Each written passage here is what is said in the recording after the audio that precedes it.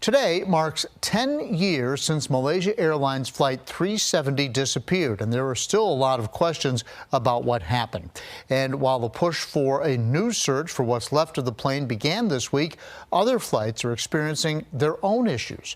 10 News reporter Connor Dietrich explains why aviation experts and travelers still feel they may have to think twice about heading into the sky. For the past decade, it's remained one of the modern era's greatest mysteries. What happened to Malaysia Airlines Flight 370? It's a plane crash without a plane, a disaster without proof of victims. The 10-year anniversary is reminding those in aerospace engineering about making sure something like it never happens again. We want to make sure we don't lose a commercial airliner again.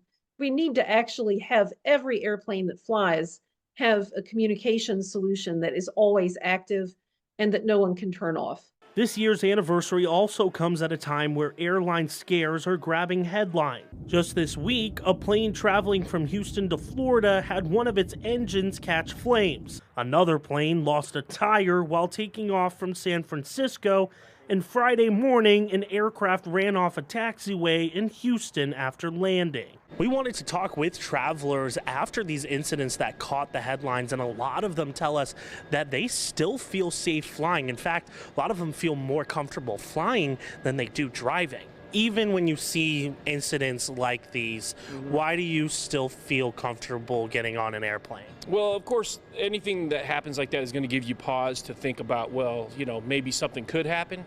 If you think about every flight that is taking place across the world, day in, day out, how many of these incidences are really taking place? Absolutely. Like I said, I've never flown before, but I put full trust in the captain and just let it go from there. Experts will tell you flying on a plane is very safe, especially flying commercially. I'm not going to say that things are happening more often.